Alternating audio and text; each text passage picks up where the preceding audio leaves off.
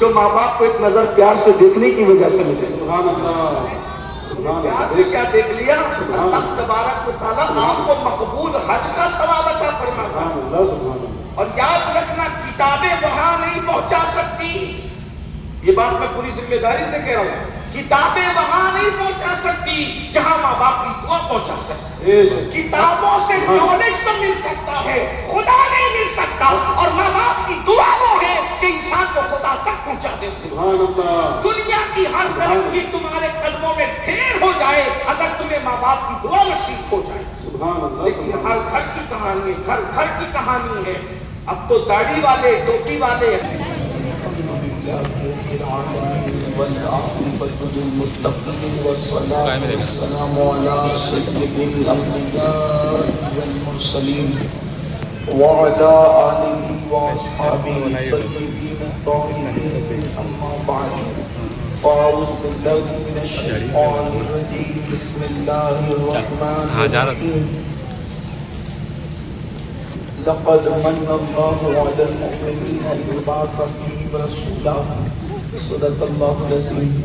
غوث اعظم بمن بے سر و ساما مدد قبلہ مدد کعبہ ایمان مدد انتظار کرم دوست بمن عیمیدہ خدا جو خدا پیرو خدا دا مدد بکرداد بلا افتاد کشتی گئی فانوش اس کا تو کشتی پاک کے خواجہ عثمان ہارون. مدد کن مدد کن مدد کن یا معین تشریف. انتہائی اجلال و اکرام کے ساتھ, ادب و احترام کے ساتھ اپنے اور ساری کائنات کے مرکزی عقیدت علی سے بے کساں چارہ ساز درد مندہ, ہم غریبوں کے غم گسار, ہم فقیروں کی سرور, شہر یار ارم تاجدار حرم نوبہار شفاعت, حق دنیا نوشے بزم جنت دامائی سبل مولائے کل ختم الرسل خسرو خوباں سیاہ لامکہ وجہ کل فتح در اللہ مکنون سر اللہ مخزون عالم ما کانا وما یکون. آب و دل انبیاء جان و دل اصفیاء مطلع ہر سعادت مقطع ہر سیادت خلاصہ کائنات فخر موجودات حضور احمد مجتبی محمد مصطفیٰ. ارواحنا فدا صلی اللہ تعالی علیہ وآلہ وصحبہ وبارک وسلم کی بارگاہ بے کس پناہ میں جس طریقے سے پڑھاؤ سب مل کر بلند آواز سے پڑھیں. الصلاۃ والسلام علیک یا رسول اللہ. الصلاۃ والسلام علیک یا رسول اللہ. الصلاۃ والسلام علیک یا نبی اللہ. السلام علیک یا نبی اللہ. الصلاۃ والسلام علیک یا حبیب اللہ. وعلی آلک واصحابک یا نور اللہ. صلی اللہ تعالی علیہ وسلم. وہ سوئے لالا زار پھرتے ہیں, تیرے دن اے بہار پھرتے ہیں, جو تیرے در سے یار پھرتے ہیں, در بدر یوں خوار پھرتے ہیں. اب اس گلی کا قدم میں جس میں مانگتے تاجدار پھرتے ہیں, پھول کیا دیکھو میری آنکھوں میں, دشت بیضا کے خار پھرتے ہیں. جان ہے جان کیا نظر آئے, کیوں عدو گردے غار پھرتے ہیں. رکھیے جیسے ہیں خانہ زاد ہیں ہم, مول کے عیب دار پھرتے ہیں. لاکھوں قدسی ہے کار خدمت پر, لاکھوں گردے مزار پھرتے ہیں. کوئی کیوں پوچھے تیری بات رضا, تجھ سے کتنے ہزار پھرتے ہیں. آج کی محفل جشن آمد رسول آمد مصطفیٰ صلی اللہ علیہ وسلم کے حوالے سے انعقاد پذیر ہے. ہمارے دریگاؤں کے جو ائمہ کرام ہیں, حضرت مولانا مفتی امتیاز نوری صاحب, ان کے جو رفقا ہیں, اور اس محلے کے نوجوان اور مخیران, ان سب کی کاوشوں سے کوششوں سے محفل منعقد ہے. اللہ تعالیٰ ان تمام ائمہ کی سب کی کاوشوں کو کوششوں کو قبول فرمائے. ہمارے حضرت مولانا حافظ عرفان نوری صاحب ہیں, حافظ حسین صاحب ہیں, اور حافظ ارشاد صاحب ہیں, اور حافظ تنزیل صاحب ہیں, حافظ تنویر صاحب ہیں. یہ سب نوجوان ائمہ ہیں جنہوں نے آج کی محفل کے لیے بڑی محنتیں کی. اللہ تعالیٰ ان سب کی محنتوں کو قبول فرمائے. آج آپ کے سامنے اللہ کے رسول علیہ السلام کی سیرت کا ایک پہلو رکھنا چاہتا ہوں. جتنے بھی انبیاء کرام دنیا میں تشریف لائے, سب نے خود کہا کہ میں اللہ کا نبی ہوں. یہ اپنی نبوت کی گواہی خود نبیوں نے دی, اپنی رسالت کی گواہی خود رسولوں نے دی. لیکن ہمارے آقا صلی اللہ علیہ وآلہ وسلم کی یہ خصوصیت ہے کہ حضور نے اپنے آپ کو نبی کہنے سے پہلے لوگوں نے آپ کو نبی کہا. وہ چیز میں آج آپ کے سامنے رکھتا ہوں, کیونکہ دوپہر میں بھی میں نے کہا پورے ہندوستان میں یہ بات اٹھا رہا ہوں, کہہ رہا ہوں کہ اللہ کے رسول علیہ السلام کی سیرت سے مسلمان بہت دور ہوئے. 200 سال سے تقریباً ایک سازش ہے. ہندوستان کی سرزمین پر جب انگریز ہندوستان آئے تو ان ظالموں نے مسلمانوں کو آپس میں ایسا الجھایا کہ شعوری اور لاشعوری طور پر مسلمان رسول اللہ کی سیرت طیبہ سے دور ہو گئے. اب آپ مجھے بتائیں کہ جب ہم نبی پاک صلی اللہ علیہ وآلہ وسلم کو جیسا جاننا چاہیے, جب ہم ویسا ان کو جانتے ہی نہیں, تو پھر ماننے کا وہ انداز کیسے ہوگا جو صحابہ کے پاس تھا.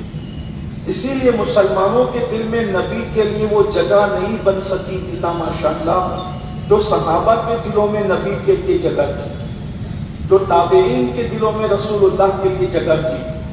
کیونکہ مسلمان اپنے نبی کو جان ہی نہیں سکے, ان کے بارے میں کوئی معلومات جیسی ہونی چاہیے ویسی معلومات ہے ہی نہیں. مثال کے طور پر اللہ کے رسول علیہ السلام کی زندگی کا یہ خصوصی نکتہ کہ اللہ کے رسول علیہ السلام و تسلیم چپ رہے, اور اللہ کے رسول کے اعلان نبوت سے پہلے لوگوں نے آپ کو نبی کہا. میں اب آپ کے سامنے مثالیں رکھتا ہوں. سب سے پہلی مثال, جس دن اللہ کے رسول صلی اللہ علیہ وآلہ وسلم کی ولادت ہوئی, فتح الباری کے اندر یہ روایت موجود ہے جس کا مفہوم میں آپ کے سامنے رکھ رہا ہوں. اللہ کے رسول علیہ السلام کی ولادت ہوئی تو ولادت کے دن مکہ المکرمہ میں ایک یہودی آیا ہوا تھا. بعض لوگ کہتے ہیں کہ وہ تجارت کے لیے آیا ہوا تھا. اس یہودی نے کہا کہ کیا آج تم لوگوں کے گھر میں کسی کے گھر بیٹا پیدا ہوا ہے؟ اب ایک اجنبی آدمی جو یہودی ہے, جس کا تعلق قریش سے نہیں ہے, جس کا تعلق اہل مکہ سے نہیں ہے, اور وہ تاجر پوچھ رہا ہے کہ تمہارے گھر میں آج کسی کا بیٹا پیدا ہوا, تو لوگ حیران ہوئے اور لوگوں نے کہا ہماری معلومات میں نہیں ہے کہ کسی کے یہاں بیٹا پیدا ہوا. کہا دیکھو معلوم کرو کہ آج تمہارے یہاں کسی کے گھر میں بیٹا پیدا ہوا ہے کیا. تو اس سے پوچھا گیا کہ آخر آپ کو اس سے کیا دلچسپی ہے؟ تو اس نے کہا کہ ایک تارا ایسا ہے کہ جو روزانہ نہیں چمکتا, وہ ستارہ صرف نبی کی پیدائش کے وقت چمکتا ہے. تو آج کی رات میں نے اس تارے کو چمکتے دیکھا ہے جو صرف نبی کی ولادت کی شب میں چمکتا ہے. یہ کون کہہ رہا ہے؟ یہودی کہہ رہا ہے. اس روایت کو سب مانتے ہیں. اب آپ مجھے بتائیں, اس سے پتا چلا کہ ہم جاہل ہیں اس معاملے میں کہ ہم تو سب تاروں کو تارے ہی سمجھتے ہیں, لیکن یہ نظام قدرت ہے. دکھنے میں سب تارے ہیں لیکن سب تارے روزانہ نہیں چمکا کرتے. کچھ تارے ایسے بھی ہیں جو کوئی خاص موقع پر چمکتے ہیں, اور ایک تارا تو ایسا ہے جو خاص نبی کی ولادت کے موقع پر چمکتا ہے. اس کو اس کی معلومات تھی, وہ توریت کا عالم تھا, وہ آسمانی کتاب کا عالم تھا. اس لیے اس نے کہا کہ نبی آخر الزمان سلمان کی ولادت کی شب میں جس تارے نے چمکنا تھا وہ تارا چمک گیا ہے. اس لیے معلوم کرو اللہ کی شان. اس دن کسی کے گھر میں اولاد نہیں پیدا ہوئی تھی, کسی کے گھر میں بیٹا, یعنی پورے مکے میں اس دن کسی کے یہاں بیٹا نہیں پیدا ہوا تھا سوائے حضرت عبداللہ ابن عبد المطلب کے سوا, ان کے گھر کے سوا. تو لوگوں نے کہا عبد المطلب کا بیٹا عبداللہ ہے, اس کے یہاں بیٹے کی ولادت ہوئی ہے. تو اس نے کہا کیا اس بچے سے مجھے ملوا سکتے ہو؟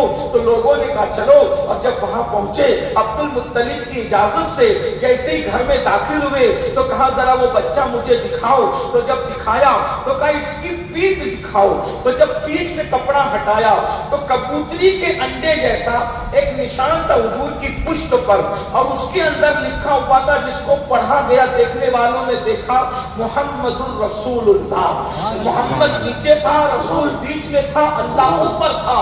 جیسے اس نے اس کو ہم اپنی زبان میں مہر نبوت کہتے ہیں, جیسے اس نے مہر نبوت کو دیکھا چیخ مار کے بے ہوش ہو گیا.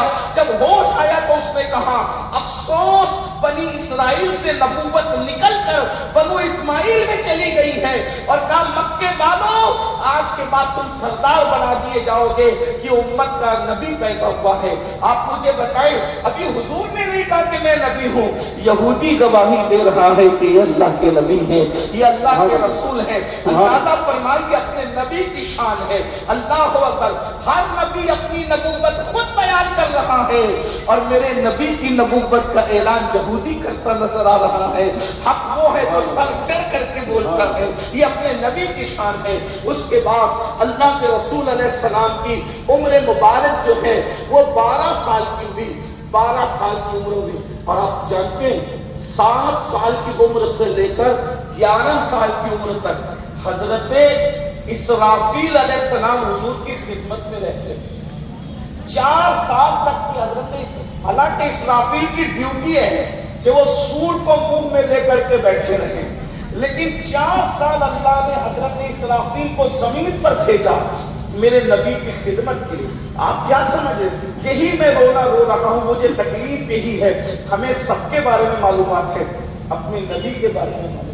اسی لیے ہم نے معاذ اللہ ہماری قوم کے لوگوں نے, ہم نے نہیں بلکہ ہماری قوم کے لوگوں نے رسول اللہ صلی اللہ علیہ وسلم کی وہ عظمت نہیں پہچانی جو پہچاننا تھا.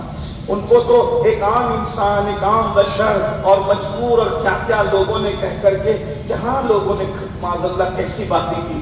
سنیے ذرا, دل کے کانوں سے سنیے, حوالوں کے ساتھ سنیے تاکہ آپ کو پتا چلے. اللہ کے رسول علیہ السلام کی عمر مبارک 7 سال کی تھی. 7 سال سے لے کے 11 سال تک خدمت پر حضرت اسرافیل مامور ہیں. یعنی نبی ہمارے 7 سال کے ہیں اور خدمت کے لیے اسرافیل جیسا فرشتہ ہے. اسرافیل کوئی معمولی فرشتہ نہیں ہے. آسمان میں 4 فرشتے بڑے مشہور ہیں, ان میں سے ایک حضرت اسرافیل ہیں. اور اسرافیل زمین پر نہیں آتے, لیکن 4 سال حضور کی خدمت کی ڈیوٹی پر مقرر ہوئے, اور وہ بھی حضور علیہ السلام کے بچپنے میں. اور پھر 12 سال کی عمر سے حضرت جبریل علیہ السلام خدمت پر مقرر ہوئے. یعنی جبریل خادم ہے مصطفیٰ جان رحمت کے. حضور علیہ السلام کی عمر مبارک جب 12 سال کی تھی تو خدمت پر جبریل مقرر تھے, اور حضور علیہ السلام کے آگے پیچھے خدمت کیا کرتے. سید الملائکہ جس کے بچپنے میں خدمت کر رہا ہو وہ اللہ کے رسول علیہ السلام کی ذات ہے, وہ ہمارے آقا کی ذات ہے, وہ مصطفیٰ جان رحمت صلی اللہ علیہ وسلم کی ذات ہے. تو 12 سال کی عمر میں اللہ کے رسول علیہ الصلوۃ والتسلیم کے چچا جب وہ تجارت کے لیے جانے لگے, چونکہ جب والدہ کا وصال ہو گیا 6 سال کی عمر میں تو دادا نے پرورش کی, اور جب دادا کا وصال ہو گیا 8 یا 10 سال کی حضور کی عمر تھی تو حضور علیہ السلام کے سگے چچا مولا کائنات کے والد انہوں نے جو ہے وہ پرورش کی اور اتنی محبت کی کہ امام المتکلمین علامہ نقی علی خان لکھتے ہیں کہ اپنی اولاد سے زیادہ حضور سے محبت کرتے تھے, اپنی جان سے زیادہ حضور سے محبت کرتے تھے. اللہ اکبر. اور پھر حضور علیہ السلام سے ان کو جدا, اپنے آپ سے جدا نہیں کرتے تھے. تو وہ چونکہ وہ تاجر تھے, مولا مشکل کشا کے والد, تو جب وہ تجارت کے لیے جا رہے تھے حضور علیہ السلام کی عمر مبارک 12 سال کی تھی تو آقا علیہ السلام نے چچا سے کہا چچا جان میں بھی آپ کے ساتھ چلوں گا، محبت کی وجہ سے جدائی گوارا نہ ہوئی، اپنے ساتھ لے گئے اور جب ملک شام پہنچے تو وہاں پر ایک راہب تھا، وہاں اس کا جو ہے وہ گرجا تھا، اس کا نام تھا بحیرہ راہب، جو ہے وہ بڑا مشہور نام ہے بحیرہ کا۔ وہ بحیرہ جو راہب تھا وہ اپنے صومعہ سے اپنے گرجا سے باہر نہیں نکلتا تھا، لیکن آج وہ باہر نکلا تو اس نے حضور 12 سال کے ہمارے نبی کو دیکھا، تو چونکہ وہ بحیرہ جو تھا ریاضت اور عبادت کر کے اس کو کشف کی دولت حاصل تھی، تو اس نے دیکھا کہ سارے درخت اور سارے پتھر حضور علیہ السلام کو سجدہ کر رہے ہیں، اللہ کے رسول کو سجدہ کر رہے ہیں، اور پھر سارا قافلہ جو ہے وہ پہلے جا کر کے درخت کے سائے میں بیٹھ گیا، اور اللہ کے رسول علیہ السلام کام نپٹا کر اخیر میں تشریف لائے تو کیا دیکھا بحیرہ نے کہ اللہ کے رسول علیہ السلام جب اخیر میں آئے تو اب سایہ نہیں تھا، درخت کی ٹہنیوں نے آگے بڑھ کر مصطفیٰ جان رحمت پر سایہ کر دیا۔ تو بحیرہ جو ہے وہ آیا اور آنے کے بعد کہا کہ تمہارے پورے قافلے کو میں دعوت پیش کرتا ہوں، کھانے کی دعوت میرے گرجا میں آؤ۔ تو قافلے والے آپس میں باتیں کرنے لگے کہ بحیرہ کبھی خانقاہ سے باہر نہیں نکلتا، کبھی کسی سے بات نہیں کرتا، کبھی کسی سے کلام نہیں کرتا، اپنے جملے میں کہوں مالیگاؤں کے جملے میں کہ اس نے کبھی کسی کو گھاس نہیں ڈالا، اس کو عبادت سے کے علاوہ کوئی کام نہیں ہے، آج چل کر آیا ہے، ہمیں دعوت دے رہا ہے۔ لوگوں نے دعوت قبول کی، اور جب اس کے بعد دعوت قبول کی تو لوگوں کی عادت کیا ہوتی ہے کہ چھوٹے بچوں کو کام سے لگا کر خود دعوت میں چلے جاتے ہیں۔ ایسا ہی انہوں نے بھی کیا کہ میرے آقا علیہ السلام کی عمر مبارک 12 سال کی تھی، حضور سے کہا کہ بیٹے محمد تم ہمارا سامان سنبھالو، نگہبانی کرو، اور ہم جو ہے وہ ابھی دعوت میں سے آتے ہیں۔ پورا قافلہ دعوت میں گیا، بحیرہ نے سب کا چہرہ دیکھا، اور چہرہ دیکھنے کے بعد کہا کوئی رہ تو نہیں گیا؟ کہا نہیں، ساری بڑی عمر کے لوگ آ گئے، کوئی نہیں رہ گیا۔ تو کہا کوئی رہا ہو تو بتاؤ؟ تو کہا ہاں ایک 12 سال کا بچہ ہے، ان کا بیٹا ہے۔ حضرت ابو طالب کی طرف جو ہے وہ اشارہ کر کے کہا ان کا بیٹا ہے۔ تو بحیرہ کیا کہتا ہے پتہ ہے؟ جس کو اصل دعوت دی تھی اسی کو تم چھوڑ کر کے آ گئے۔ سبحان اللہ، سبحان اللہ۔ اصل جو دعوت تھی، مہمان تو میرا اصل کوئی ہے نا، 12 سال کا ان کو بلاؤ تبھی دعوت ہوگی۔ اور جب حضور تشریف لائے تو تشریف لانے کے بعد حضور علیہ السلام کے متعلق انہوں نے پوچھا حضرت ابو طالب سے کہ یہ کون ہے؟ تو کہا یہ میرا بیٹا ہے۔ کہا اللہ کی عزت کی قسم یہ تیرا بیٹا نہیں ہو سکتا، اس کے والد دنیا سے تشریف لے گئے ہیں۔ تو انہوں نے پوچھا تمہیں کیسے پتا؟ تو کہا ہماری کتاب میں لکھا ہے کہ نبی کے آخر الزمان کے والد دنیا سے تشریف لے جائیں گے اور ان کی پرورش کو ان کے چچا کریں گے۔ تم ابا نہیں ہو، تم چچا ہو، اور ان کے والد دنیا سے جا چکے ہیں۔ اور پھر کیا ہماری کتابوں میں لکھا ہے یہ نبی یہ آخر الزمان ہے، یہ آخری نبی ہے۔ ان کی بشارت حضرت موسیٰ نے دی تھی، حضرت عیسیٰ نے دی تھی، اور میں نے اپنی آنکھوں سے دیکھا کشف کے ذریعے سے کہ درخت اور جو وہ پتھر اس کو سجدہ کرتے ہیں۔ نبی کے سوا پتھر اور درخت کسی کو سجدہ نہیں کر سکتے، اس لیے یہودی اس کو دیکھیں گے اور پہچان لیں گے تو قتل کا ارادہ کریں گے، اس لیے ان کو مت لے جائیے آگے اور ان کو یہی سے لوٹا دیجئے۔ یہ دوسری بشارت تھی کہ وہاں یہودی گواہی دے رہا ہے، یہاں عیسائی گواہی۔ ابھی حضور علیہ السلام نے اعلان نبوت نہیں فرمائی۔ اس کے بعد تیسری گواہی بحیرہ کے بعد جب اللہ کے رسول علیہ السلام تو پھر 12 سال کے میں واپس ہو گئے، پھر اللہ کے رسول نے دوسرا سفر 25 سال کی عمر میں پھر ملک شام کا کیا، تو پھر وہاں پر اب بحیرہ راہب نہیں تھا، اب راہب بدل چکا تھا۔ تو اس راہب نے بھی حضور علیہ السلام کو دیکھا تو کہا کہ آپ اللہ کے آخری رسول ہیں۔ اور حضور علیہ السلام کی امی جان جب 6 سال کی عمر میں ان کو مدینہ منورہ لے گئی تو یہودی آگے پیچھے پھرتے تھے اور کہتے تھے کہ یہ اس امت کے آخری رسول ہیں۔ الفاظ میں آپ کو اور بتاؤں، نجاشی جو حبشہ کا بادشاہ ہے، حبشہ کا بادشاہ تو وہ عیسائی تھا۔ جب اللہ کے رسول علیہ السلام کا نمائندہ بن کر حضرت سیدنا جعفر طیار اس کے دربار میں پہنچے تو اس وقت مکے کے کچھ لوگوں نے چغلی کی کہ یہ وہ لوگ ہیں جو تمہارے نبی کو برا کہتے ہیں، تم عیسیٰ کو ابن اللہ کہتے ہو، یہ عبداللہ کہتے ہیں۔ تو کہا ایسا ہے؟ تو کہا ہاں ایسا ہے۔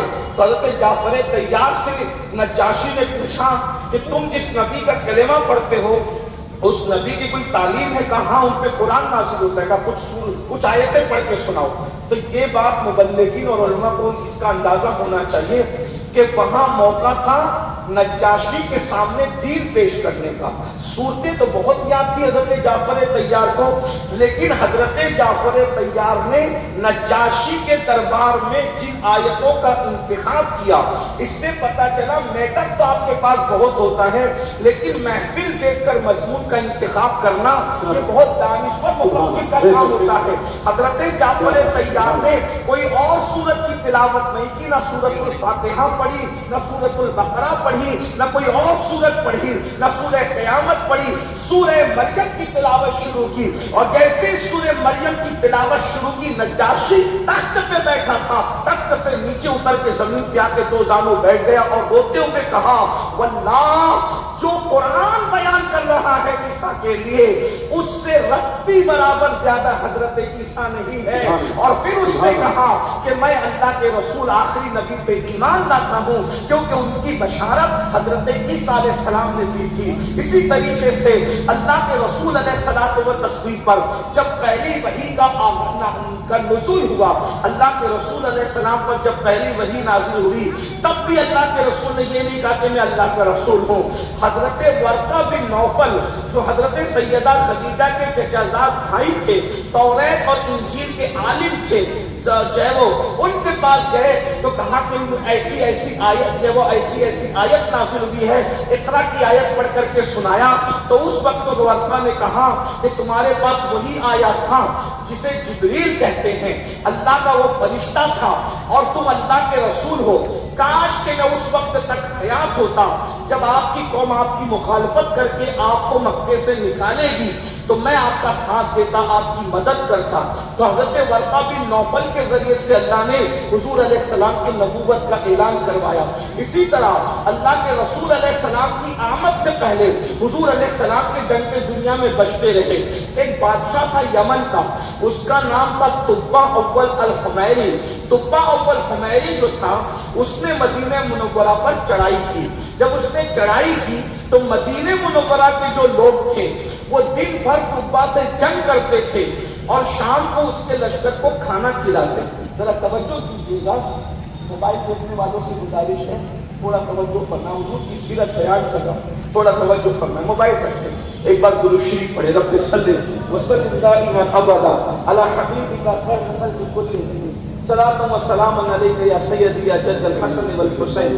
حضور کا ذکر ہو رہا ہو تو موبائل قیمتی نہیں ہے نا، پھر تو حضور کا ذکر سننا قیمتی ہے نا، یہ بات یاد رکھیں۔ مذہبی لوگ جب نبی کے ذکر کا احترام نہ کرے گا تو پبلک میں کیا کرنا ہے میرے بھائی؟ اماموں کو اگر تعظیم نہیں حضور کے ذکر کی تو عوام نے کیا تعظیم کرنی؟ بتائیے تو صحیح، پھر یہ بات ہوتی ہے۔ میں کوئی ناراض ہو کر کے نہیں کہہ رہا، لیکن حضور کا ذکر، حضور کے ذکر کا ادب اتنا ہی ہے، اگر ظاہر میں حضور کو دیکھ لیتے تو حضور کا جتنا ادب کرتے اتنا حضور کے ذکر کا ادب ہونا چاہیے۔ محفلوں کا یہ ادب ہے۔ حضرت سیدنا امام مالک رضی اللہ تعالیٰ حدیث پڑھ رہے تھے، حدیث کا درس دے رہے تھے، 70 مرتبہ بچھو نے ڈنک مارا، پسینے پسینے ہو گئے مگر حرکت نہیں کی۔ جب درس مکمل ہوا تو وہ زہر چڑھ چکا تھا، لوگوں نے کہا پہلی بار مارا تھا تبھی آپ جو ہے وہ بتا دیتے، فرمایا نبی کی حدیث کا درس دے رہا تھا، حرکت کیسے؟ تو نبی کی باتوں کا وہی احترام جو نبی کی ذات کا احترام۔ یہ قوم اسی لیے تو برباد ہوئی، تباہ ہوئی، لوگوں نے نبی کا احترام چھوڑا، تعظیم چھوڑی۔ درود شریف پڑھے، رب صلی وسلم دائما ابدا علی حبیبک خیر الخلق کلہم، صلاۃ و سلام علیک یا سیدی یا جد الحسن والحسین وعلی آلک و اصحابک یا سیدی یا جد الحسین۔ تو تبع سے دن بھر جنگ کرتے اہل مدینہ، اس وقت نام مدینہ بھی نہیں تھا، یثرب کہلاتا، اور رات کو اس کے لشکر کو کھانا کھلاتے۔ تو تبع کو حیرانی ہوئی، تبع نے کہا کہ یہ کیسے لوگ ہیں کہ دن بھر مجھ سے جنگ کرتے ہیں اور رات کو یہ میرے لشکر کو کھانا کھلاتے ہیں۔ تو اس وقت اس کے ساتھ جو علماء تھے انہوں نے بتایا تبا یہ لوگوں کے اخلاق اور کردار اس لیے اتنے اچھے ہیں کہ آخری نبی ہجرت کر کے یہاں تشریف لائیں گے. سبحان اللہ. تو ابھی قدم نہیں پڑے ہیں شہر رسول میں. سبحان اللہ. سبحان اللہ. نبی آنے والے ہیں.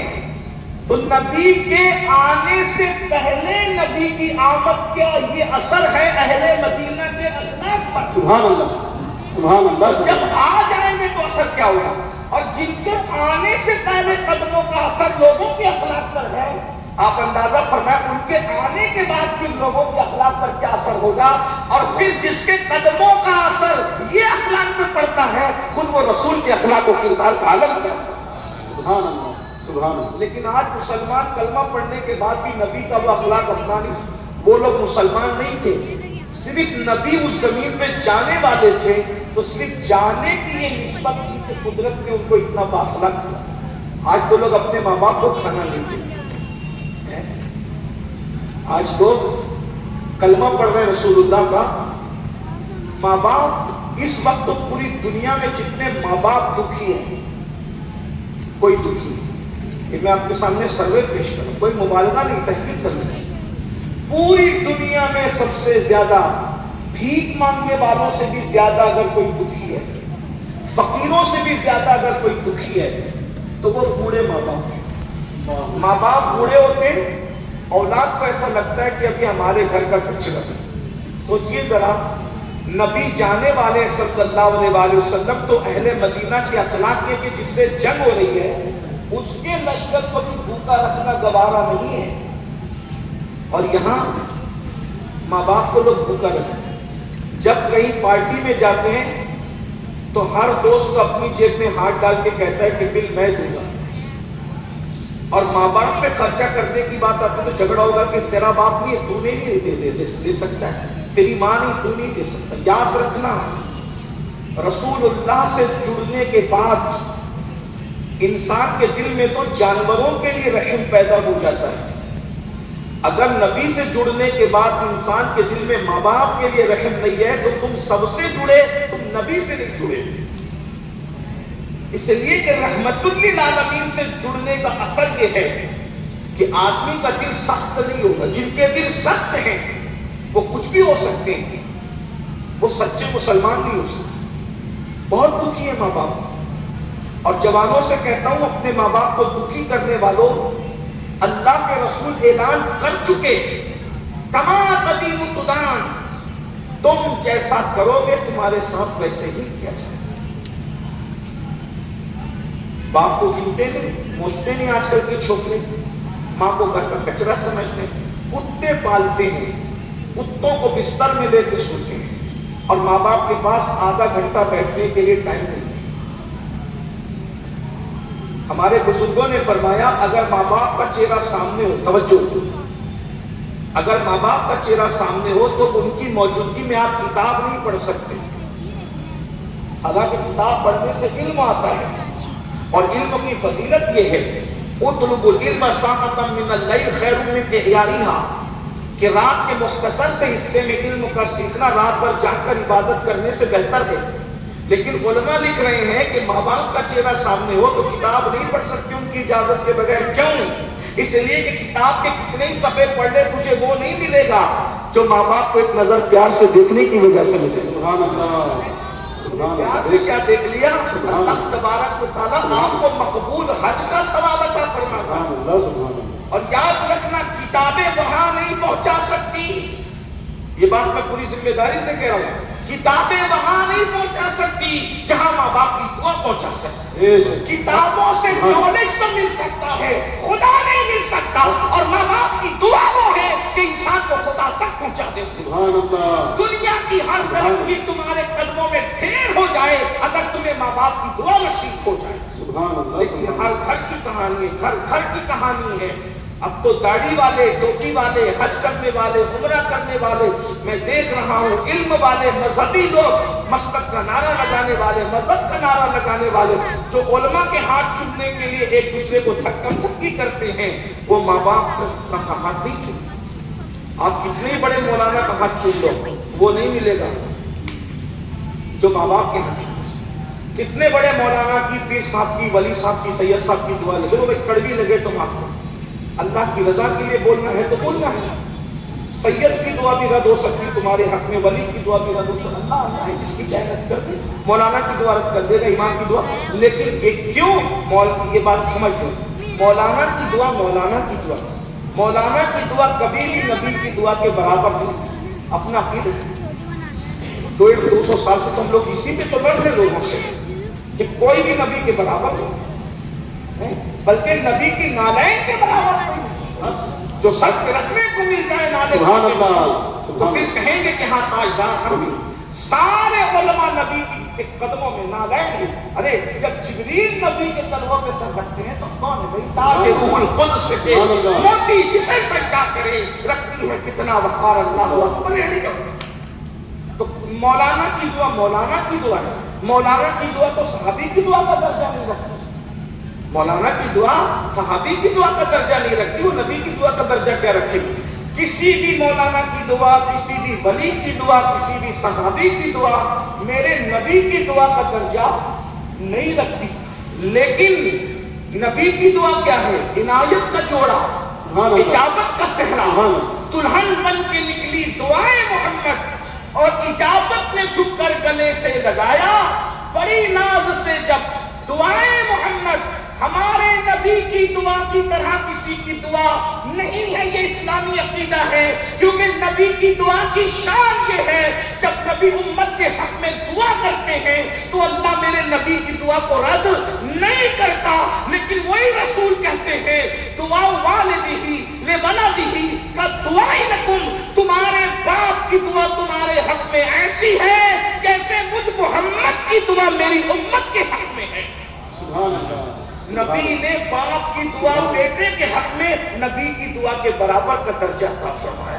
یعنی جیسے سید الانبیاء رسول اللہ کی دعا امت کے حق میں رد نہیں ہوتی، ویسے باپ کی دعا اولاد کے حق میں رد نہیں ہوتی. اور ہم اتنی اوتھینٹک دعا چھوڑ کر کدھر بھٹک رہے ہیں. آپ کو سب سے، میں یہ نہیں کہہ رہا کہ علماء سے دعا مت ہے، آپ کو توڑنا نہیں چاہتا سے، علماء سے بھی دعا دو، سب سے دعا. لیکن سب سے مضبوط دعا اگر آپ کی آج کی تاریخ میں کسی کی ہے آپ کے حق میں، آپ کے باپ. اور ایک بات ایسا برا نہیں ماننا، دیکھو ایسا ہوتا نہیں ہے، صرف سمجھانے کے لیے کہہ رہا ہوں. ایسا ہوتا نہیں سمجھانے کے. جیسے آپ نے کسی امام سے دعا دی، امام صاحب کے ہاتھ میں تسبیح ہے، بغل میں مصلی ہے، سر پہ قرآن ہے، زبان پہ اللہ والی باتیں ہیں، تو یہ امام ہے آپ کے نزدیک متقی. لیکن یہ آپ کے نزدیک متقی ہے تو یہ اللہ کے نزدیک بھی متقی ہو کوئی ضروری ہے. جو آپ کے نزدیک ولی ہو وہ اللہ کے نزدیک بھی ولی ہو کوئی ضروری نہیں ہے. تو آپ کے نزدیک ولی ہے لیکن اللہ کے نزدیک فاسق ہے. بے شمار ایسے لوگ ہوئے ہیں نا. بلم باؤ جو ہے وہ لوگوں کے نزدیک ولی تھا، اس میں اعظم جانتا تھا، اللہ کے نزدیک فاسق تھا. بھائی جو لوگوں کے نزدیک انسان ہے وہ اللہ کے نزدیک کیوں کوئی ضروری نہیں ہوتا. کتنے لوگ ایسے جو لوگوں کے نزدیک ذلیل ہوتے ہیں اور اللہ کے قریب ہوتے ہیں، اور کچھ لوگ ہیں جو لوگوں کے قریب ہوتے ہیں اللہ کے یہاں ذلیل ہوتے ہیں، کیونکہ اللہ ہے. بے شمار ایسے لوگ ہیں، ابھی اگر اس کو پڑھنے جائے تو بہت ٹائم جائے گا، ثبوت ہے بہت. ایک بہت بڑا محدث تھا، بڑا محدث، جب مرا تو عیسائی ہو کے ہوئے تو لوگوں نے اس کی بیوی سے پوچھا کہ یہ تو بڑا لکھا تھا محدث تھے، تو یہ محدث صاحب عیسائی ہو کے کیسے مر گئے؟ تو کہا کہ جب اس پہ غسل جنابت فرض ہوتا تھا تو ایک قبلہ کہتا تھا کہ یار عیسائیوں میں یہ بات بہت اچھی ہے کہ ان کے یہاں غسل جنابت نہیں کرنا پڑتا، یہاں تو روزانہ غسل جنابت، جب غسل جنابت ہوتا تو ان کے عیسائیوں کی چیز کو پسند کرتا تھا تو مرتے تو اللہ کے یہاں وہ اللہ ہے، بے نیاز ہے، اللہ کی شان ہی شان ہے. دیکھیے فرعون کے گھر میں فرعون کی بیوی جنتی، لوط علیہ السلام کی بیوی جنتی. دیکھیے اللہ ہے. دیکھ لیں آپ، فرعون کی بیوی جنتی، نوح علیہ السلام کی بیوی جہنمی، ابو جہل کا بیٹا جنتی، نوح علیہ السلام کا بیٹا جانتے ہیں؟ ابو جہل جیسے کافر کا بیٹا اکرمہ، حضرت اکرمہ، اور نوح علیہ السلام کا بیٹا کنعان۔ تو اللہ اللہ ہے، اس کی شان ہے۔ اتنے بڑے گنڈے کے گھر میں صحابی کو پیدا کیا، صحابی کے گھر میں گنڈا پیدا کیا، ہے نا؟ نبی کے گھر میں گنڈا پیدا ہو گیا، وہ کنعان۔ اس کی طرح اور کافروں کے گھر میں بڑے بڑے اہل اللہ پیدا کیے۔ اللہ کی شان ہے، اللہ اللہ ہے۔ تو جسے آپ اللہ والا سمجھ رہے ہیں، اگر وہ اللہ کے نزدیک فاسق ہے، سمجھ میں آتی بات؟ تو آپ تو لالچ کر رہے ہیں کہ اس کی دعا قبول ہوگی، لیکن اللہ کے نزدیک دعا قبول نہیں ہوگی۔ بات سمجھ میں آتی ہے؟ میں سمجھا پا رہا ہوں آپ کو۔ مگر اللہ کے یہاں دعا کی قبولیت کے لیے اس کا نیک ہونا، متقی ہونا، پاسر ہونا ضروری۔ مگر ماں باپ کی دعا کی قبولیت کے لیے اللہ کے یہاں بھی اس کا نیک اور متقی ہونا ضروری نہیں ہے۔ ہر ایک کی دعا اس کی پاسائی کی وجہ سے قبول ہوتی ہے، اور ماں باپ کی دعا کے لیے پاسائی نہیں چاہیے، صرف ماں باپ ہونے کی وجہ سے دعا قبول ہوتی ہے۔ سبحان اللہ، سبحان اللہ۔ آپ کے نمازی ہو، فاسق ہو، فاجر ہو، گنہگار ہو، بدکار ہو، سیاکار ہو، کچھ بھی ہو، باپ ہے اسی وجہ سے اس کی دعا قبول ہوتی ہے، ماں ہے اسی وجہ سے اس کی دعا۔ اسی لیے تو قید لگائی گئی کہ اس کی دعا اس کی اولاد کے حق میں۔ کیا فلسفہ ہے؟ فلسفہ یہ ہے جو جس سے جتنا پیار کرتا ہے اس کے لیے اتنی گہرائی سے دعا کرتا ہے۔ بھائی ہر بندہ ہماری صفت سے پیار کرتا ہے، لیکن ماں باپ ہماری صفت سے نہیں، ذات سے پیار کرتا ہے۔ مثال کے طور پہ مفتی انسداد صاحب کی چاہت اس لیے ہے کہ یہ امام ہے، امام ہونا صفت ہے۔ حافظ مخصوص سب سے پیار اس لیے ہے کہ یہ مقرر ہے، مقرر ہونا صفت ہے، ذات نہیں۔ حافظ ارشاد سے پیار اس لیے کہ حافظ ہے، حافظ ہونا صفت ہے۔ ڈاکٹر شہزاد سے پیار اس لیے کہ اچھے ناظم ہے، سنی دعوت اسلامی کے مبلغ ہے۔ تو ناظم ہونا، مبلغ ہونا صفت ہے، ذات نہیں ہے نا؟ تو لوگ کیوں پیار کرتے ہیں؟ صفت ہے۔ لیکن اگر کوئی بندہ کھڑے ہو کے پیشاب کرے، بستر میں پاخانہ کرے، اس سے کون پیار کرے گا؟ اس سے کوئی۔ مگر تو لوگ ہمارے بڑے ہونے کے بعد ہمارے اندر حاجی عبد المجید صاحب سے اس لیے پیار ہے کہ وہ آپ کو چندہ دے رہے ہیں، مخیر قوم ہے، آپ کی مدد کر رہے ہیں جن کے ماں۔ حاجی ریاض صاحب سے اس لیے پیار ہے جن کا کام ہے، آپ مدد کر رہے ہیں، یہ صفت ہے۔ لیکن ماں باپ اس وقت پیار کرتے تھے جب کوئی مبلغ نہیں تھا، مقرر نہیں تھا، حافظ نہیں تھا، قاری نہیں تھا، مفتی نہیں تھا، مخیر نہیں تھا، بلکہ بچہ بستر میں پیشاب کرتا تھا تو بھی ماں کہتی تھی میرا چاند، میرا لال، نام کہتی تھی ماں سینے سے۔ تو یہ ہمارے ماں باپ ہماری ذات سے پیار کرتے ہیں، ہماری صفات سے نہیں۔ صفت کتنی گندی ہو انہیں کوئی لینا دینا نہیں، اسی لیے وہ ہم سے جو اور ایک بات اور بتاؤں، کیا خوبصورت بات یاد آئی۔ ایک صحابی آئے بارگاہ رسالت میں، کہ یا رسول اللہ میری ماں بہت بیمار ہے۔ سننا نوجوانوں، بہنیں بچیاں سن رہی ہے تو وہ بھی سن لیں، بہویں بیٹیاں سن رہی وہ بھی سن لیں۔ آج کل بہویں یہ چاہتی ہے کہ میں رہوں، میرے بچے رہے، میرا شوہر رہے۔ سب سے برا اگر ان کو کوئی لگتا ہے تو ساس سسر برے لگتے، اللہ سب کی بات نہیں کرتے۔ لیکن ایسی عورتوں کو سوچنا چاہیے کہ تیری جنت تیرا شوہر ہے، اور تیرے شوہر کی جنت اس کے ماں باپ ہے۔ ایک بات یاد رکھیں۔ اور یہ جو آج کل یہ سسٹم چلا ہے نا ہمارے مالیگاؤں میں، ہم اور ہمارے بچے، ہم اور ہمارے بچے، الگ رہو، الگ رہو، الگ رہو۔ او بھائی، یہ الگ رہنے کی یہ جو خرافات ہیں، اس سے بچوں کی تربیت نہیں ہوگی۔ اس لیے کہ بچے جو تربیت پاتے، کوئی چوزے ہیں یہ جو پیدا ہوتے ہی دانا چکنے لگے۔ بچے چچا کے ساتھ رہتے ہیں، چچیوں کے ساتھ رہتے ہیں، پھوپھیوں کے ساتھ رہتے ہیں، دادا دادی کے ساتھ رہتے ہیں، نانا نانی کے ساتھ رہتے ہیں، تو فیملی میں کس کے ساتھ کیا سلوک ہونا چاہیے اس کے گن سیکھتے ہیں۔ جہاں اولاد صرف ماں باپ کے ساتھ پل پل کر کے بڑی ہوتی ہے، ان بچوں کو رشتہ داری کی کوئی محبت اور جان پہچان نہیں ہوتی۔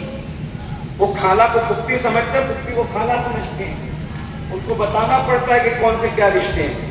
اور ہمارا جو مذہب ہے اس میں رشتے داری کا بڑا لحاظ ہے.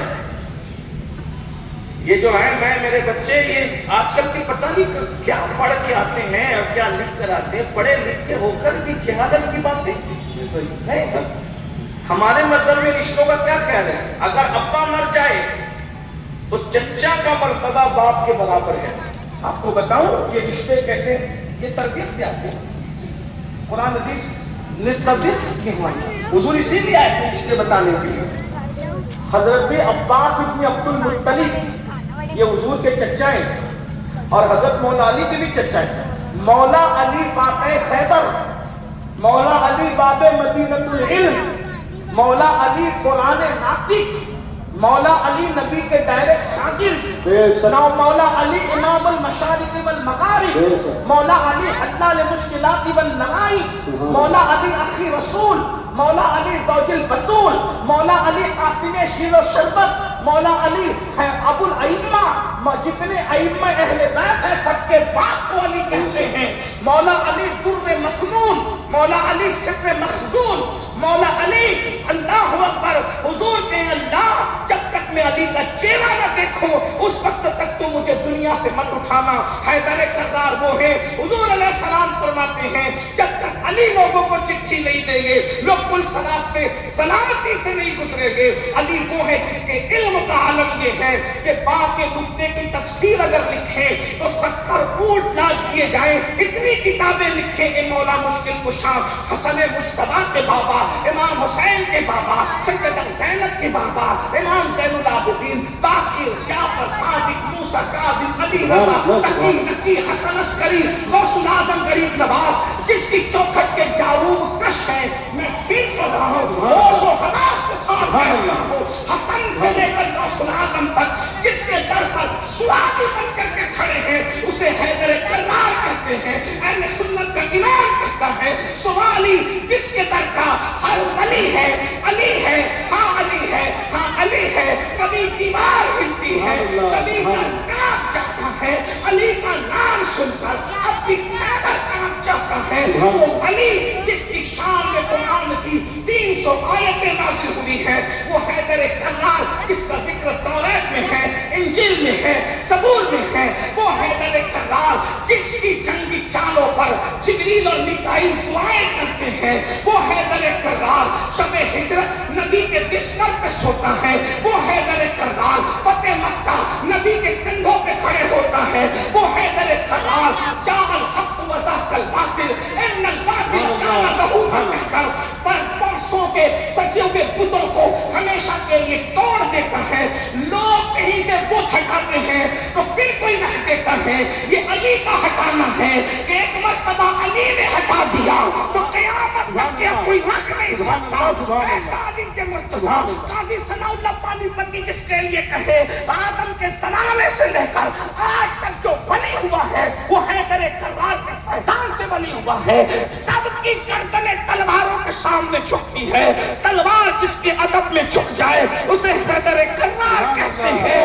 بحر تسلیم علی میدان میں سر جھکے رہتے ہیں. تلواروں کے جو رفض و خروج اور اللہ اکبر ناصبیت کا قاتل ہے. علی قاتل کفار ہے. علی دافع بلا ہے. علی حیدر کرار ہے. علی فرار نہیں بلکہ کرار ہے.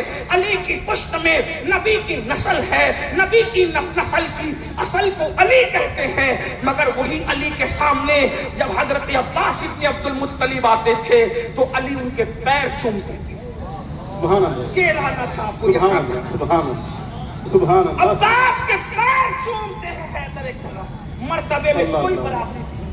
کدھر علی کا علم، کدھر عباس، کدھر علی کی روحانیت، کدھر وہ حیدر کرار جو کہے کہ تم زمین کے جتنے رستے جانتے ہو اس سے زیادہ میں آسمانوں کے رستے. اگر میں ان کی منقبت پڑھنے لگوں تو بہت بات مجھے، لیکن بات ٹائم ختم ہوا. میں اپنی بات کو مکمل کر رہا ہوں.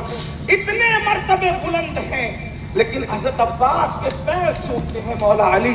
کسی نے کہا علی تم اتنے بڑے ہو کر عباس کے پیر چومتے ہو کر تجھے نہیں پتا کہ چچا کا مرتبہ باپ کے برابر ہوتا ہے نا. یہ میرے باپ کا بھائی ہے، میرے باپ کے مقام پر، اس لیے میں اس کے قدم چومتا. سبحان اللہ. یہ ہے اسلامی نظریہ. تو یہ جو 2 اور 2 4 کی یہ سیٹنگ ہے، اس کو ختم کرو. تمہارے بچے کبھی ادب نہ سیکھ سکیں، انہیں کچھ پتہ نہیں چلے گا. میں بات کو طول نہ دیتے ہوئے عرض کر رہا ہوں، فیملی کے ساتھ رہو. اچھا میں اپنی طرف سے نہیں کر رہا، اللہ کے رسول نے فرمایا اپنے بڑوں کے ساتھ رہو، اللہ نے بڑوں میں تمہارے لیے برکت رکھی ہے. جب بڑوں کو گھر سے نکال دو گے تو برکت کدھر ہے؟ گھر میں بچہ روتا ہے تو رحمت آتی ہے، اور گھر میں بڈھے بیٹھے ہوتے ہیں تو برکت آتی ہے. بچوں کا رونا بھی ضروری ہے، بوڑھوں کا مسکرانا بھی ضروری ہے. جس گھر میں بچوں کا آئے پیار چلتا رہے گا اور بڈھوں کا رو مسکرانا چلتا رہے گا، وہاں برکت بھی ہوگی، وہاں رحمت بھی ہوگی. لیکن جہاں بچے مسکرائے اور بڈھوں کو رلایا جائے تو پھر نہ وہاں رحمت ہے نہ وہاں برکت. بچوں یہ جو چھوٹے چھوٹے بچے روتے ہیں نا، ایسے ہی بنک بنک کر کے جو روتے ہیں، تو ان کے رونے کی آواز سے بھی رحمتوں کا نزول ہوتا ہے. بچوں کے رونے کی آواز پر بھی رحمتوں کا نزول. اس کا یہ مطلب نہیں کہ انہیں رلایا جائے، ایسا نہیں کہنا چاہتا. وہ بچے جو فطری طور پہ روتے ہیں.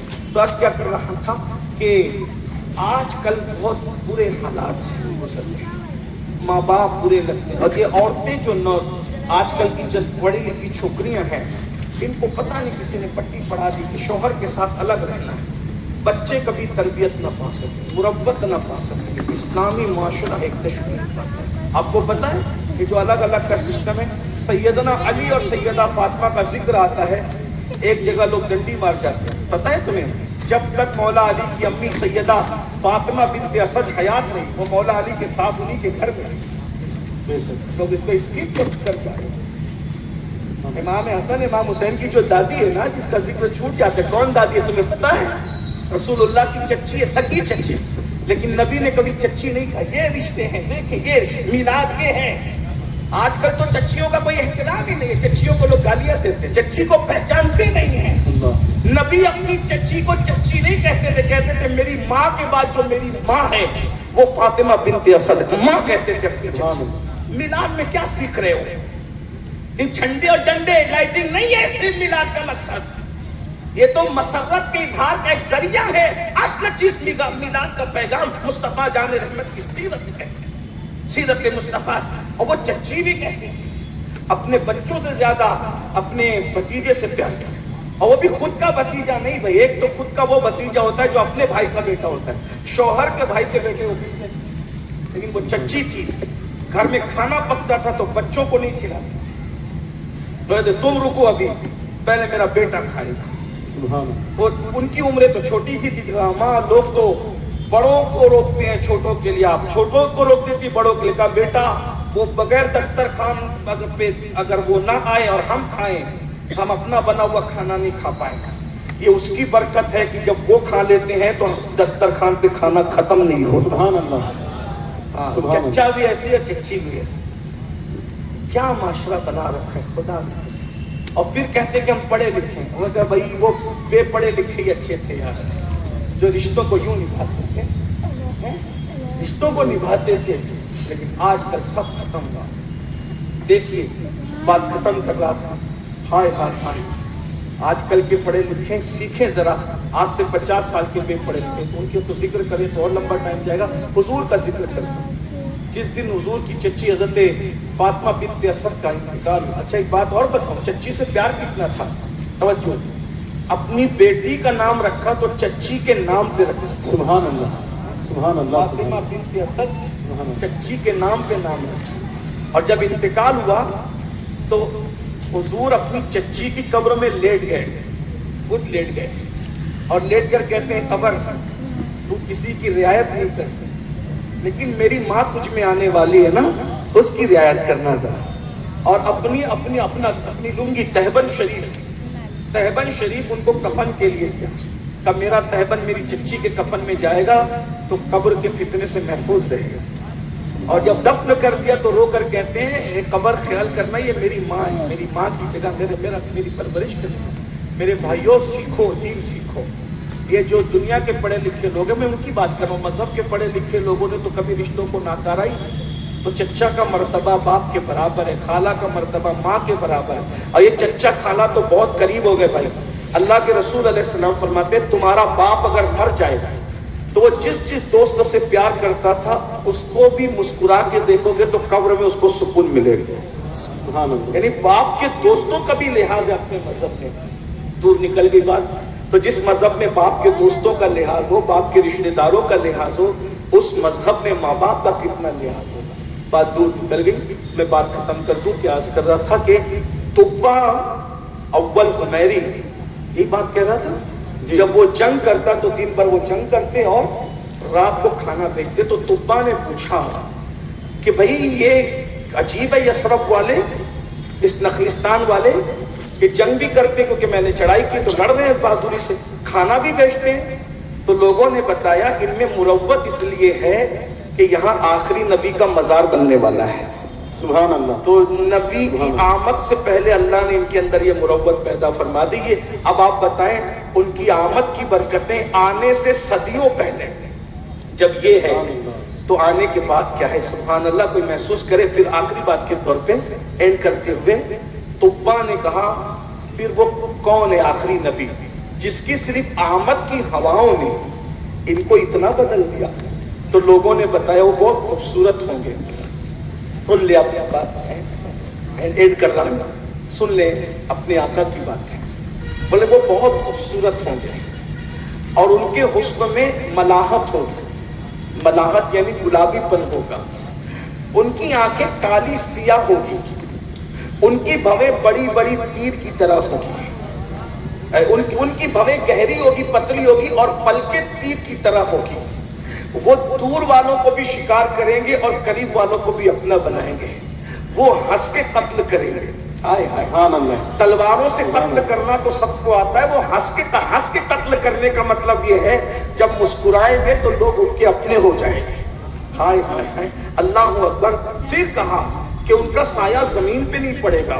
ان کے جسم سے مشک کی خوشبو آئے گی. وہ سارے ادیان کو منسوخ کر دیں گے اور وہ قرآن لے کر آئیں گے. اور پھر ان کی شان یہ ہوگی وہ سخی ہوں گے. کسی کو نہ نہیں کہیں گے، کسی کا دل نہیں توڑیں گے، بازار میں آواز نہیں کریں گے، چلائیں گے نہیں. وہ کنواری لڑکیوں سے زیادہ باحیا ہوں گے اور وہ اللہ کے آخری نبی ہوں گے. ان کی بشارت آسمانی کتابوں میں. تو تبا نے کہا پھر ایک کام کرو، میں ان پہ ایمان لاؤں. دیکھنا نہیں صرف سن لیا کہ میں ان پہ ایمان لایا. تو کہا وہ یہیں آئیں گے نا؟ کہا یہیں آئیں گے. تو کہا ایک کام کرتے ہیں اب ساری جنگ بند، سارا جھگڑا ختم. میں ایمان لایا ان پر. میں ایک کام کرتا ہوں تم لوگوں کے لیے گھر بنا دیتا ہوں. تم اس گھر میں رہنا، تمہیں خط دیتا ہوں. جب وہ آئے تو ان کو خط دینا اور اگر تمہاری موجودگی میں نہیں آئے تو تم اپنے بیٹے کو دینا. اس کی موجودگی میں آ جائے تو وہ خط دے دے، ورنہ وہ اپنے بیٹے کو دے، وہ اپنے بیٹے کو. تو سب کے گھر چھوٹے چھوٹے جتنے اس حساب کے حساب سے تھے بنائے. لیکن جو بڑا عالم تھا تبا کے ساتھ اس کو ڈبل منزلہ گھر بنا کر کے دیا. تبا نے 2 منزلہ مالے والا گھر بنا کے دیا اور کہا اس میں تم رہ رہے ہو لیکن یہ تمہارا گھر نہیں ہے، یہ گھر نبی آخر الزمان کا گھر ہے. سبحان اللہ. جب تک وہ نہیں آتے تم اس گھر میں رہو. جب تک وہ نہیں آتے تم اس گھر میں رہو. وہ آئیں گے تو یہ گھر میں وہ رہیں گے. ان کے لیے میں نے بنایا ہے ڈبل منزلہ. پھر جب وہ آئیں گے تو ایک منزل پہ تم رہنا، ایک منزل پر یہ خط ہے. اب وہ خط وہ بڑے عالم نے لیا. ان کی موجودگی میں تو نہیں آئے. انہوں نے اپنے بیٹے کو دیا، انہوں نے اپنے بیٹے کو دیا، انہوں نے اپنے بیٹے کو دیا. انہوں نے ایسے صدیوں بیت گئی. جب اللہ کے رسول مدینہ شریف آئے تو ہر غریب اور مالدار کہتا تھا میرے گھر، حضور میرے گھر، حضور میرے گھر. اس کا تجربہ روزانہ ہم لوگوں کو ہوتا ہے. جب کہیں تقریر کے لیے جاتے ہیں کئی لوگ بولتے ہیں حضرت میرے گھر فاتحہ کرنے چلو. ایک کے گھر جاؤ تو 4 ناراض، 4 کے گھر جاؤ تو 40 ناراض. لیکن ہم سے کوئی ناراض ہو جائے تو کیا ہوتا ہے؟ کچھ بھی نہیں ہوتا. لیکن حضور سے کوئی ناراض ہوگا تو کافر ہو جائے گا. لیکن جا تو ایک ہی آ سکتے ہیں مگر حضور کی شان کبھی کسی کا دل نہیں توڑا. حضور علیہ السلام کے ہاتھ میں جو نکیل تھی اونٹنی کی اس کو چھوڑ دیا اور کہا یہ معمور من اللہ ہے، اس کو جہاں جانا یہ وہیں جائے گا. ذرا غور کرنا مسلمانوں، نبی سے جس اونٹنی کو نسبت ہو جائے تو اللہ اس اونٹنی کو کتنا علم دیتا ہے. انسان کی عقل جہاں ختم ہوتی ہے وہاں سے اس کی شروع ہو رہی ہے. جانور ہے جب کے جانور کی یہ شان ہے، بس کتنی نسبت حضور اس پر بیٹھ گئے. یہ شان ہے. یہ جہاں جانا ہے. اور پھر اونٹنی گئی تو کدھر؟ پورے مدینہ شریف کا اس نے چکر لگایا اور حضرت ابو ایوب انصاری کے گھر کے آنگن میں جا کے بیٹھ گئی. لوگ حیران تھے کہ یہاں کیوں آئی.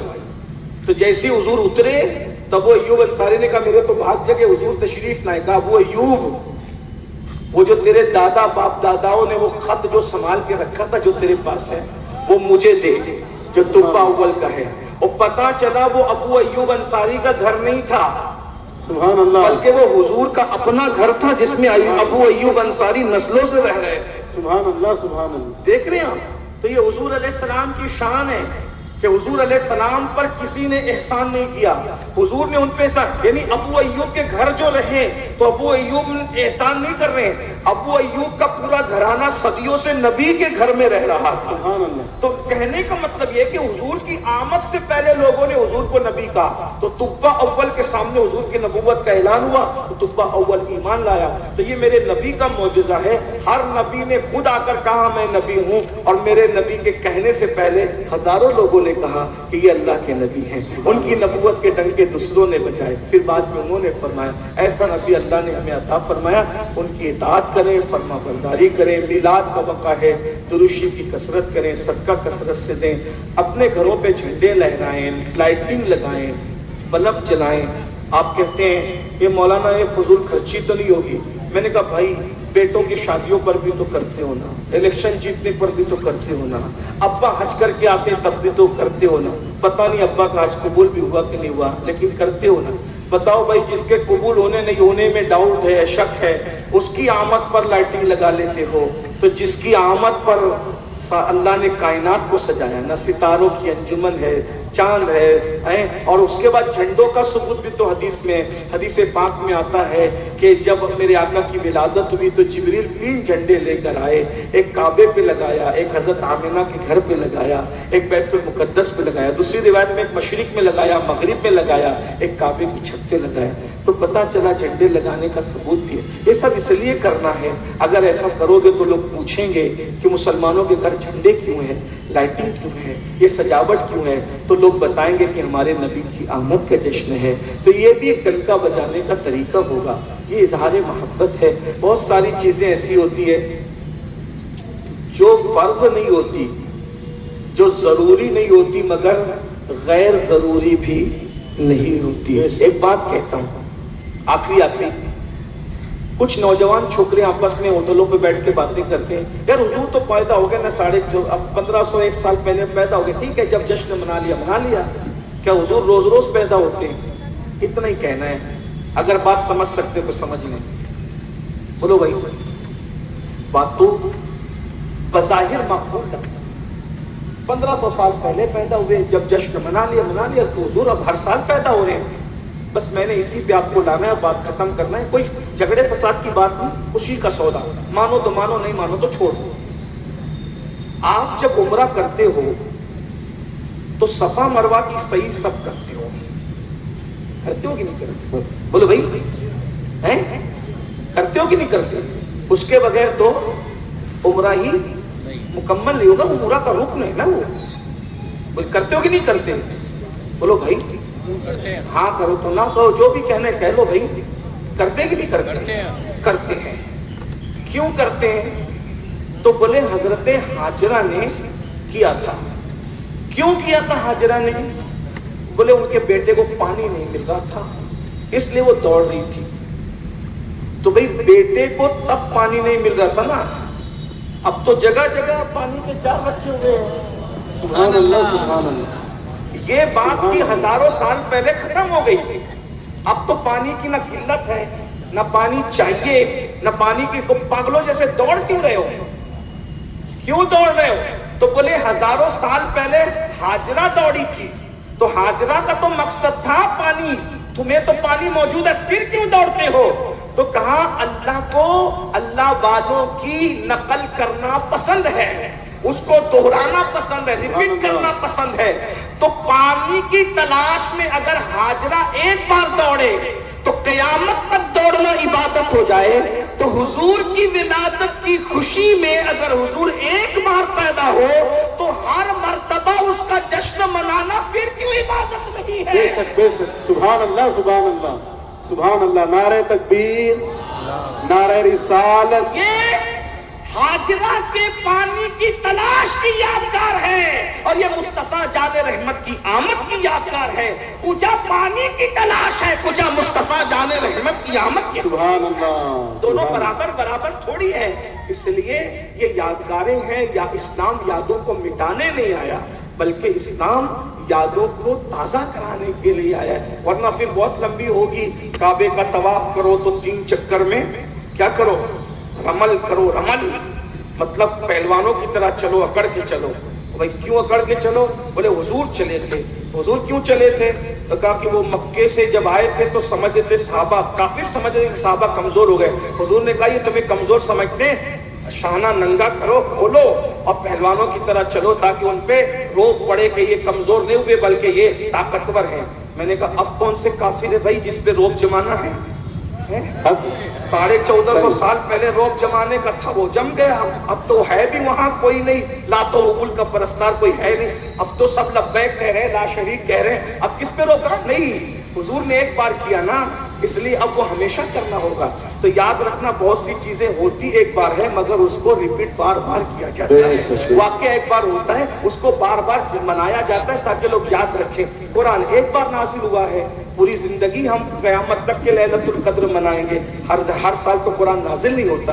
اس طرح کی باتیں نہ کیا کرو، اپنے نبی سے وابستہ رہو، بہکانے والوں کو چھوڑو۔ سب کی اپنی اپنی مرضی ہے، کوئی بیٹے کی پیدائش کا جشن کرتا ہے، کوئی آپ اپنے نبی کی پیدائش کا جشن کرتا ہے۔ کوئی لڑائی جھگڑے کی بات نہیں، گالی گلوچ کی بات نہیں، غصے گرمی کی بات نہیں۔ سب کا اپنا اپنا نصیب ہے۔ کوئی بیٹے کے لیے کر رہا ہے، کوئی آمنہ کے لال کے لیے کر رہا ہے، کوئی نبی کے لیے کر رہا ہے، کوئی اپنے خاندان کے لیے کر رہا ہے۔ حشر تک ڈالیں گے ہم پیدائش مولا کی دھوم، مثل فارش نجد کے پلے گراتے جائیں گے، خاک ہو جائیں عدو جل کر مگر ہم تو رضا، دم میں جب تک دم ہے ذکر ان کا سناتے جائیں گے۔ لیکن میلاد کا لائٹنگ وائٹنگ سب کرو، مگر میلاد کا جشن یہ بھی ہے کہ نمازوں کی پابندی کرو، گناہوں سے بچو، حقداروں کے حق ادا کرو۔ اللہ تعالیٰ سب کو توفیق بخشے۔ گفتگو کے درمیان کوئی غلطی کوئی گناہ ہو تو اللہ تعالیٰ معاف کر دے۔ استغفر اللہ وما علینا الا البلاغ۔ کل انشاءاللہ تبارک و تعالی عشاء کے فوراً بعد مسجد میلاد مصطفیٰ میں انشاءاللہ تعالی سنی دعوت اسلامی کا اجتماع ہوگا جس میں سیرت النبی پر خطاب ہوگا، آپ اس میں شرکت فرمائیں۔ اور پرسوں انشاءاللہ تعالی جو ہے وہ انور شعبان نگر غوث اعظم روڈ پر انشاءاللہ تعالی جس